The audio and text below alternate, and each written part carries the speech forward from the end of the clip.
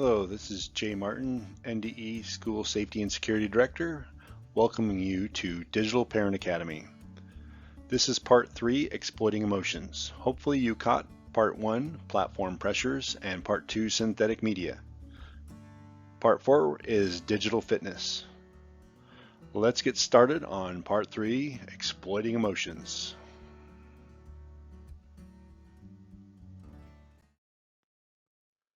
Welcome to Part 3, Exploiting Emotions for the Digital Wisdom Framework and our Digital Parent Academy. Every time we push a button, it likely activates an emotional response. That's what we're going to talk about as we go through this section. The key here is understanding how our emotions are being exploited online. Understand our emotions are impacted by social media platforms. Also, how devices devalue human interactions and our feelings. Getting people to be more aware of false personas, corruption, and misuse on digital platforms through emotional means brings about better digital wisdom. What are platforms really doing to our emotions? Well, it's our digital contagions that are being infected and our own well-being. You might notice some of the people in the upcoming video from the Social Dilemma, or big tech execs who used to work for these companies but stepped away because they said what they're doing is unethical and honestly should be illegal. Watch this next video. To be human means that you are persuadable in every single moment. It doesn't matter what language you speak, it doesn't matter how intelligent you are. It's not about what someone knows, it's about how your mind actually works. We now know that many of the major social media companies hire individuals called attention engineers who borrow principles from Las Vegas casino gambling, among other places, to try to make these products as addictive as possible. The way the technologist Jaron Lanier puts it is that these companies offer you shiny treats in exchange for minutes of your attention and bytes of your personal data, which can then be packaged up and sold. You don't realize it, but you are being programmed. Social media tools are designed to be addictive. And the thing is that they control the dial, the technology companies control the dial for when and how long your profile photo shows up on other people's news feeds. So they can orchestrate it so that other people more often end up liking your profile photo over a delayed period of time, for example, so that you end up having to more frequently come back and see what the new likes are. We are all vulnerable to social approval. We really care what other people think of us. When you upload a new photo of yourself on Facebook, that's a moment where our mind is very vulnerable to knowing what other people think of my new profile photo. It's as if we've been infected. It's if they've drilled a hole in the back of our head and now they've injected the virus and now we walk around searching for feedback using social media. We know that engagement with social media and our cell phones releases a chemical called dopamine. Dopamine is the exact same chemical that makes us feel good when we smoke, when we drink, and when we gamble. In other words, it's highly, highly addictive. You have an entire generation that has access to an addictive, numbing chemical called dopamine through social media and cell phones as they're going through the high stress. They don't have the coping mechanisms to deal with stress. So when significant stress starts to show up in their lives, they're not turning to a person, they're turning to social media. They're turning to these things which offer temporary relief. We know, the science is clear, we know that people who spend more time on Facebook suffer higher rates of depression than people who spend less time on Facebook. And they know that this causes depression. They're injecting things into your head that you didn't ask for. Our lives are becoming more transparent, just inevitably. It's just pulling us. You compare yourself to other people every single day, consciously or subconsciously. And no matter what I say, you're not going to stop, because comparing one thing to another is a natural human thing to do. If you feed the beast, that beast will destroy you. If you push back on it, we have a chance to control it and rein it in. And it is a point in time where people need to hard break from some of these tools and the things that you rely on. The short-term dopamine-driven feedback loops that we have created are destroying how society works. No civil discourse, no cooperation, misinformation, mistruth, and it's not an American problem. This is not about Russian ads. This is a global problem. If you've messaged anybody this week, would you share with us the names of the people you've messaged? No.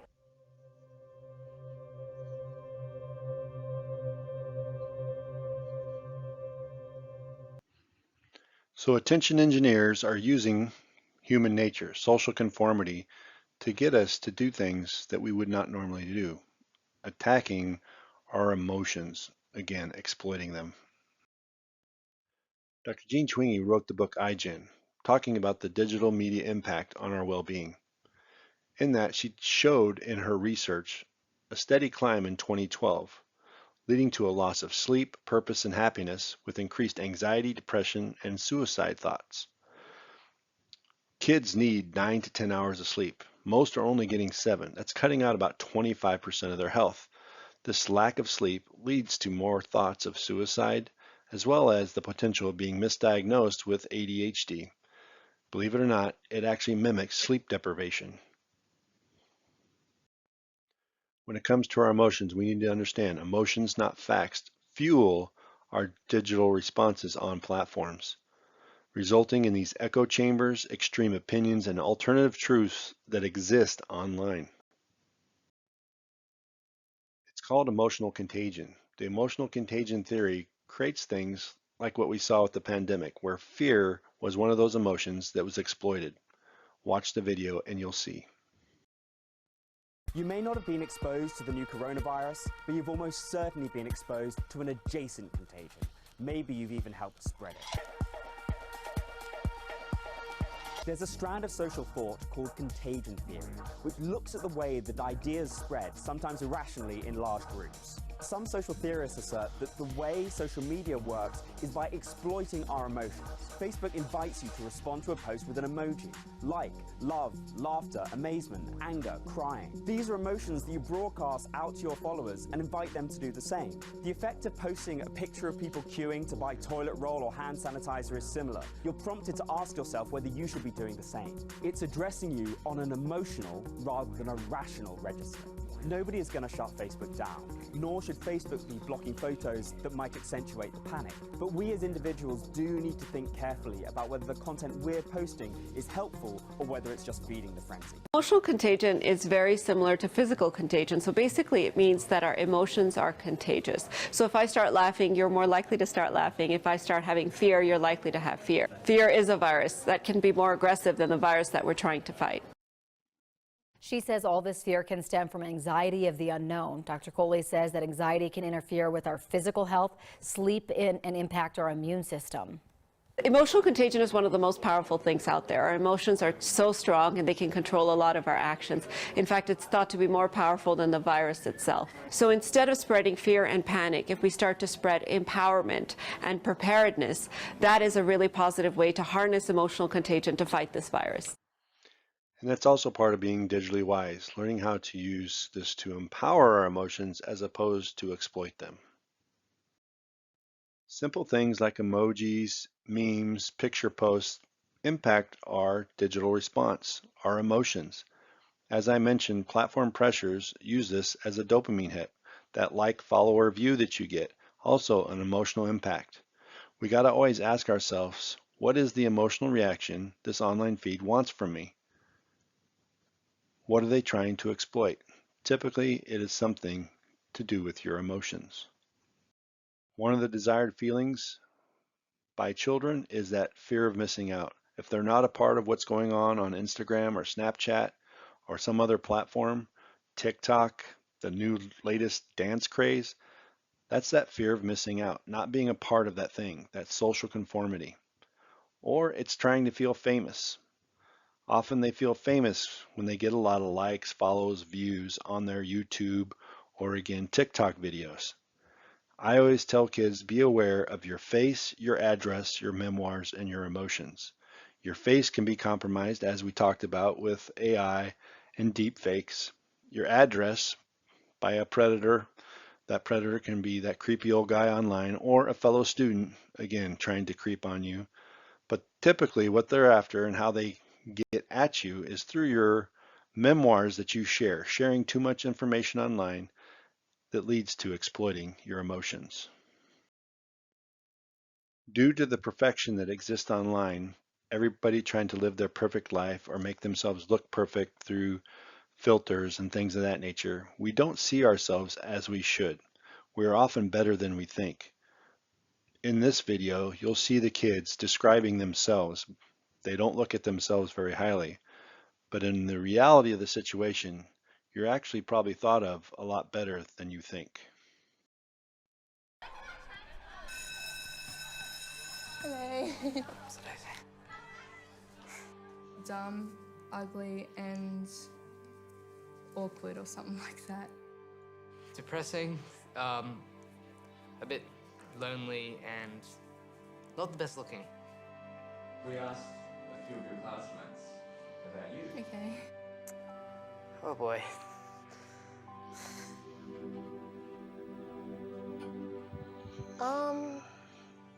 He's very considerate. He's compassionate for other people. She's extremely talented. She's really good at making people feel better. Gentle, and she has an amazing personality. And she's such a sweet, kind person. And he's really good at sharing ideas. One to quickly make jokes, and it does lighten up a day. She's just so kind. I think we need more people like her who are excited and out there and willing to put themselves on the line. People are so nice. This is a bit of life-changing. That was really eye-opening and kind. Thank you.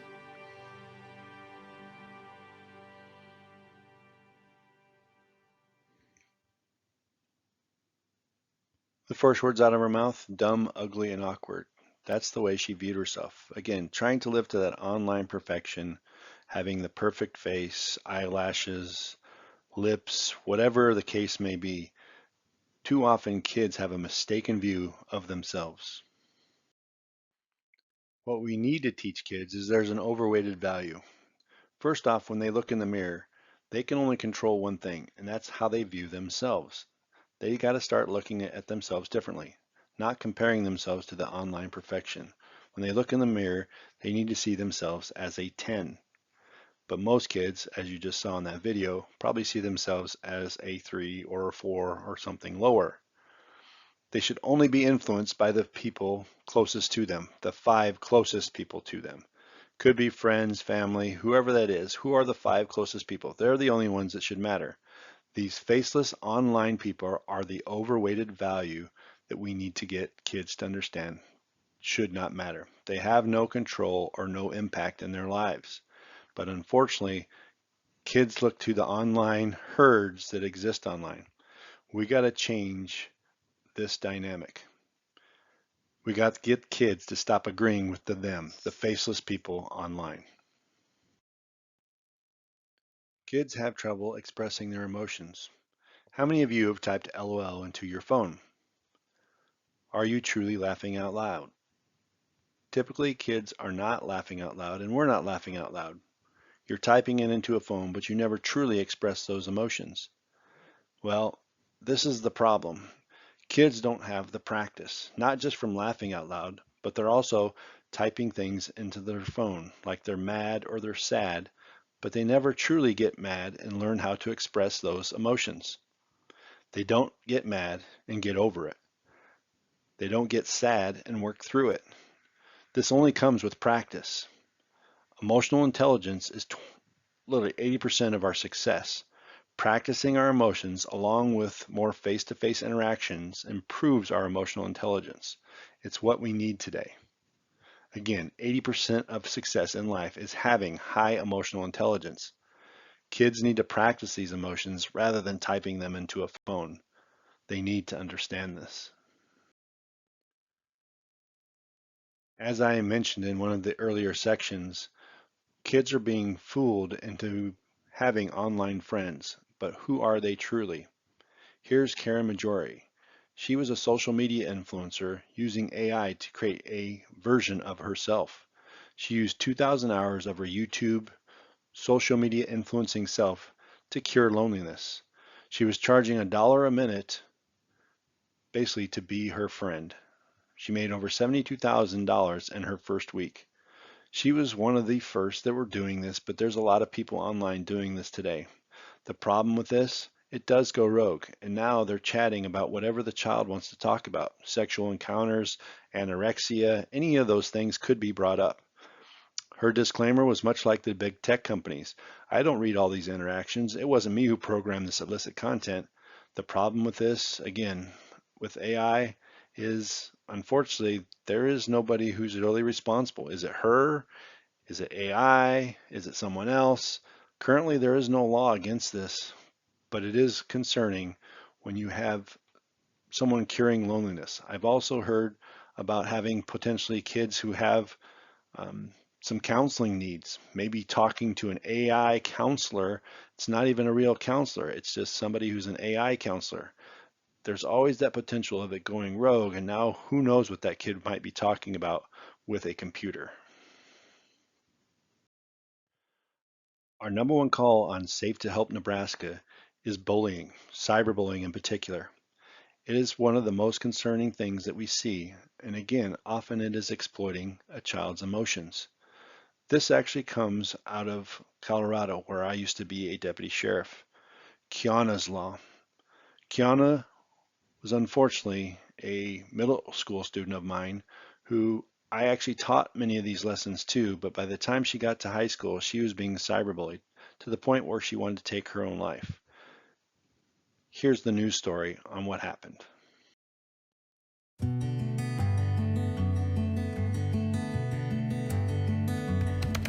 You're pathetic and mean nothing. They are words that can be incredibly painful. No one likes you at school. Especially for a teenager. You're disgusting. Dealing with depression.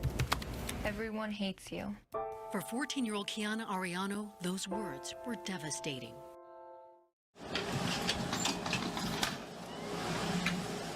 This is 16-year-old Kiana now. Hi, Kiana.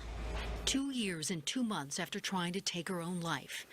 A lack of oxygen left Kiana needing round-the-clock care, a feeding tube, and because of a severe brain injury, communicating only with her eyes. Can you look at your machine, sweetheart? 2, 3. Cyberbullying had sent her into a spiral, and her family had no recourse, no one to hold accountable. That's where Kiana's Law comes in. Taking words and turning them into something positive. When it was renamed after her, how she smiled, and that was our sign that we knew we had done the right thing. And now a family so grateful to still have their Kiana in their lives. Suicide and bullying, topics people don't want to talk about, but the Arianos say you have to talk with your kids and find help. Kiana's Law makes cyberbullying a misdemeanor harassment charge, and bullies could be fined up to $750 and 6 months in jail. When I've been across the state of Nebraska, I've had this discussion with the kids saying, how many of you would want to be responsible for something like this that has happened to Kiana, a Kiana at your school or someone else? No one wants that responsibility, but unfortunately, it is things that we're seeing. Like I said, it's the number one call we have at Safe to Help Nebraska. I don't want anyone to have to face this, and I don't want us to wait for a law to have to be created before we actually start seeing change. We're all capable of making better choices and being kind, but we got to start working towards that together. To give you an idea of what cyberbullying looks like in person, I actually do this exercise. I've done it with parents as well as with students when I've taught them across the state. It's basically a cyberbullying experiment to get kids to understand. What I do is I have two kids come out and face, one faces the screen, the other one has their back to the screen. The person with their back to the screen doesn't get to reply, while the other person is going to say these mean, nasty, hurtful things. I always tell them they don't mean these things, but act as if they do mean them. And also I want the person who's saying them to say them as if they do mean them. And these are the words they say to someone else face to face. You're ugly, you smell, you have no friends, your clothes are gross. And then I ask them, how did it feel saying that? As you can imagine, they'll say it's silly to some extent because they know they didn't mean them, but they also say it feels awkward. And then I ask the other person, how'd it feel to hear that? Obviously, it's never good to hear these feelings. Then I have them switch spots. The other person now is going to be able to say the words to them, and then they say these words. You're a loser, you're nasty, your breath stinks, and no one likes you. And then I ask them again those same questions. Did it feel any better saying it this time as opposed to hearing it, or vice versa? Typically, you get a lot of the same responses. And then I typically will ask a kid or a student to come on up and say, who would like to take the place of the person saying the words? And there's always one kid who thinks it's going to be funny to come up and say some mean, nasty, hurtful things. And then I ask them if they're truly ready to say these things. And then I have them say these words. You look beautiful. I love your clothes. You are so nice. You're wicked smart. Obviously, they didn't think they were going to say those. But why do, and my point behind all this is, why do people type such hurtful things online? And it goes back to this experiment. You weren't face to face.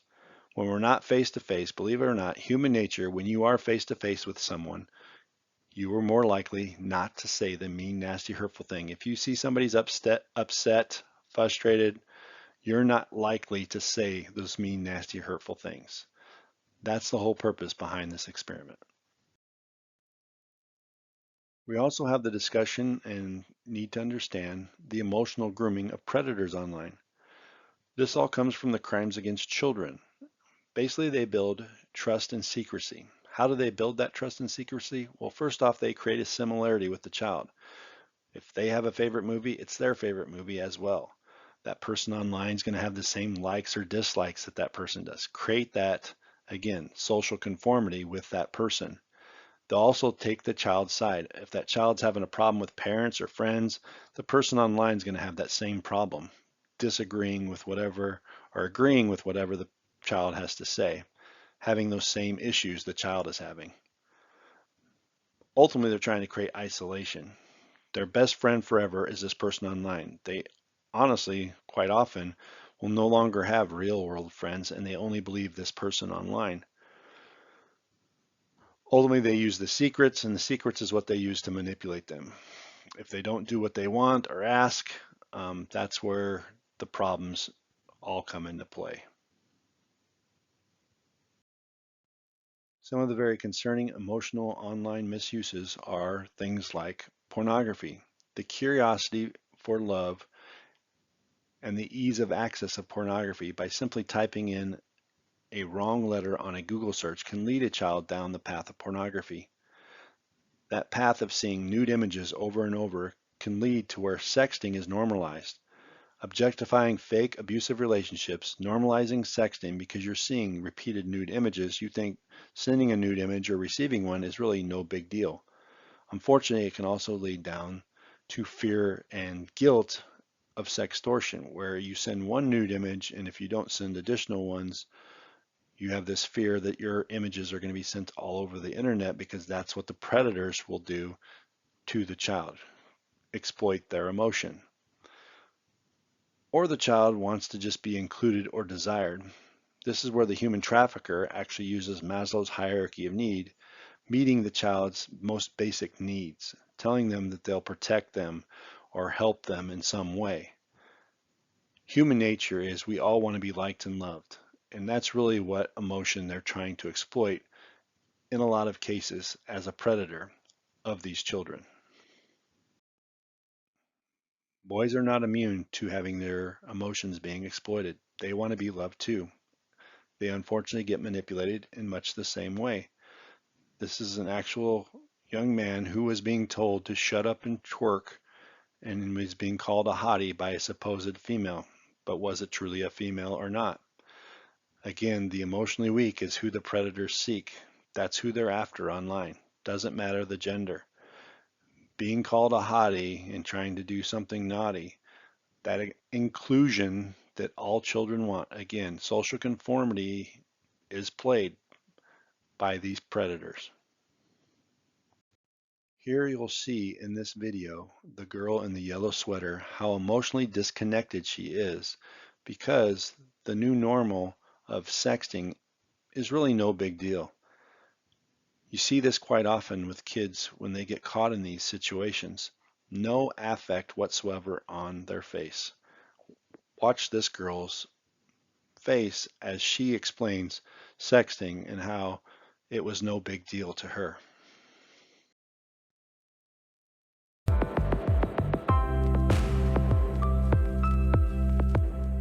Do you sext? Well, I've avoided the conversation with my mom just because I didn't know how to say it in a way that I felt she would understand, but I have sexted, and it started whenever, a couple weeks before high school, I met a cute, popular football player, and he said that, oh, you're cute. Once you become a freshman, then we might be able to date. So we started texting, talking. It went on for a while, and then randomly one day, he asked me if I would send him a picture. I asked him what he meant, and he said that he wanted a nude picture, so I just took it and sent it to him.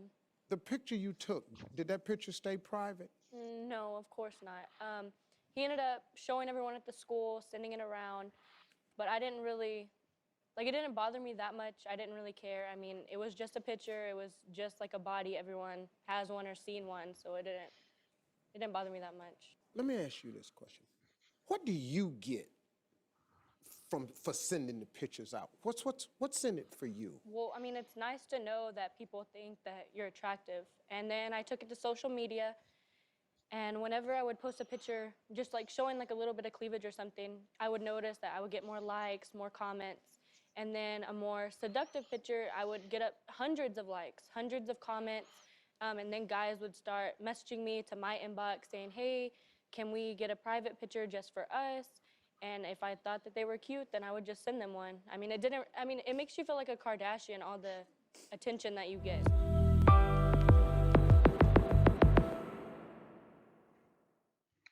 So in that, you could see that she had no affect on her face in explaining these things, but she also explained the inclusion she felt by being recognized as being attractive. All those emotional exploitation factors that come into play. We've seen a lot of emotional ramifications by AI last year in these creations that were done at some different schools. One was out at Beverly Vista Middle School, where we had a bunch of kids' faces on nude images, where students' reputations were damaged. There was a lot of cost to family schools as well as law enforcement in dealing with this incident. We had a situation where a principal was seen making a bunch of racist comments, but it wasn't him. It was an AI version of him that was created by a disgruntled employee. These types of things are the bad side effects of artificial intelligence and the bad actors that are using these products. We're all doing some pretty crazy things. It's not just kids. We're doing and sharing things that we would never share in person. Here is the perfect example. We have Jenna Kingsley on the streets of New York sharing things as we do online, but she's doing them in person on the streets of New York. Watch this.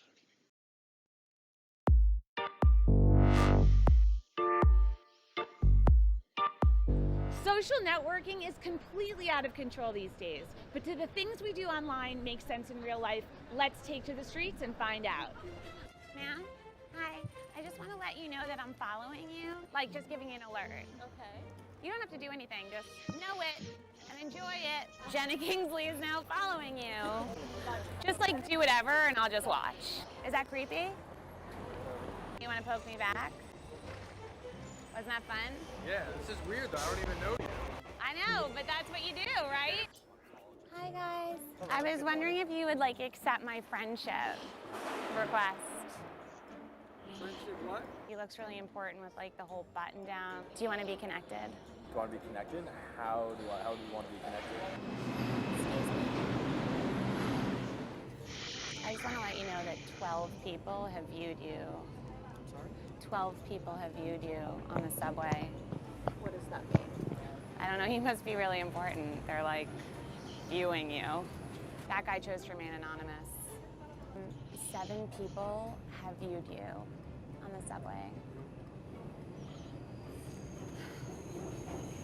I have just checked into Grand Central Station. What's your name? Andrew? Jenna and Andrew have just checked into Grand Central Station with about 452 other people. That's so cute. I have to share this with everybody. Do you want to comment on how cute this is? This is cute. I like your comment. Excuse me, sir.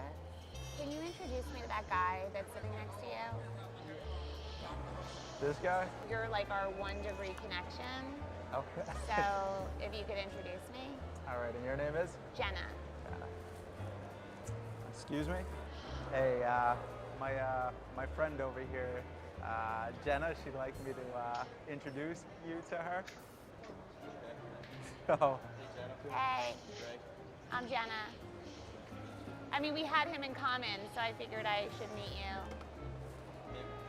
And now we're all connected. So it's pretty silly what we're doing online, but it's also pretty scary. We really need to stop and think, are we oversharing? Are we just trying to fit in? Again, there's typically an emotional attachment here, the emotional state that we're trying to meet with other people. Discussions around our emotional state when it comes to being online.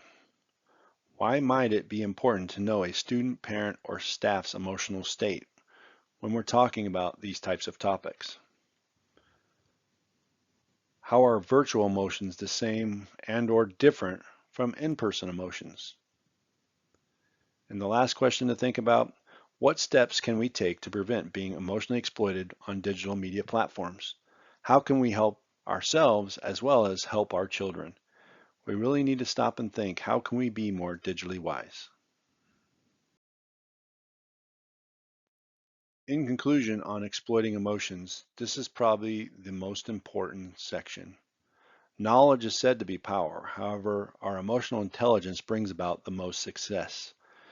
People able to perceive, use, understand, and manage their emotions achieve acceptance, resiliency, tolerance in the digital and real worlds.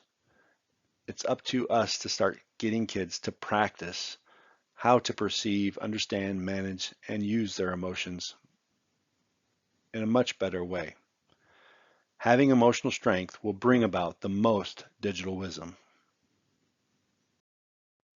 If you need more information on how to be digitally wise, check out these educational resources around digital best practices.